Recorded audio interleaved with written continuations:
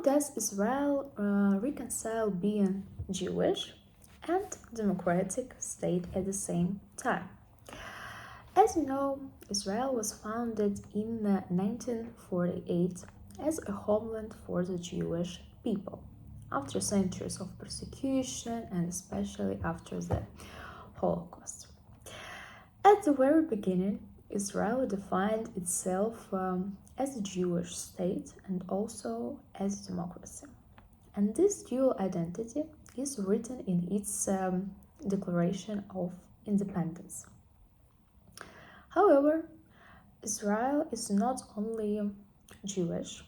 About 20% of its population is Arab and mostly Palestinian Arabs, who are mainly Muslim, but also Christian and Druze.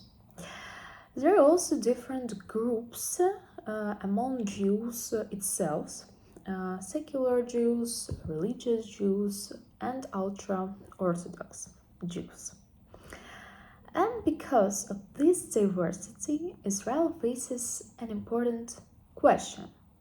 How can a state be both Jewish and a democratic state at the same time?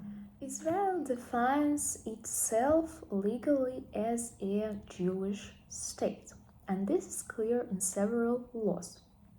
One of the most important is the law of return, which gives every Jew in the world to immigrate to Israel and automatically receive a citizenship. This law strengthens Israel's Jewish character. At the same time, non-Jewish citizens, especially Arab citizens, do not have similar national rights. While they can vote and be elected, the state does not define itself as belonging equally to all its citizens.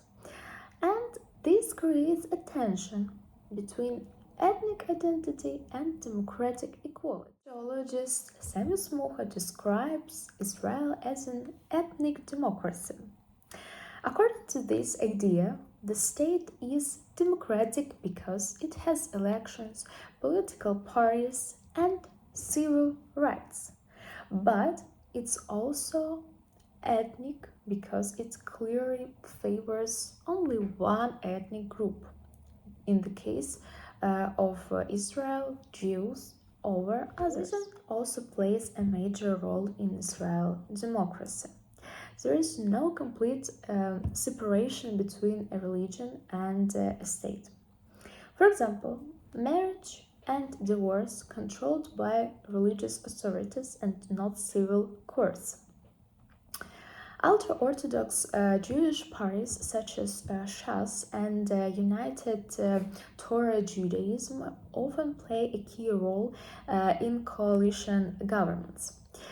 Even though many Israelis are secular, these religious parties have strong political power, and they often demand state funding for schools and exemptions for military services for the religious students.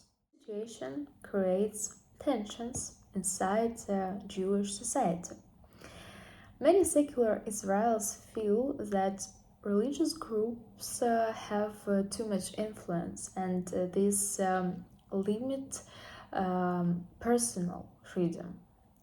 At the same time, religious groups argue that Jewish law and national traditions essential for the Jewish nature of the state.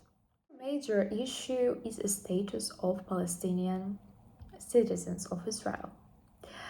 There are Palestinians who remained within Israel's borders after 1948 and became citizens of Israel. Normally, they have democratic rights, they can vote, serve in parliament, form political parties, but in practice, they often face with discrimination in housing, education, employment.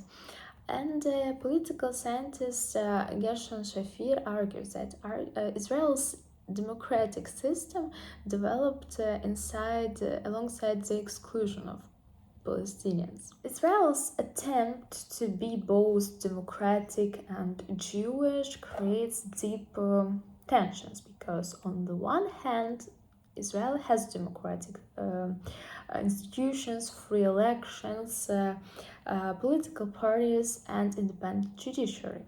But on the other hand, its strong Jewish identity affects laws, politics, and treatment of minorities.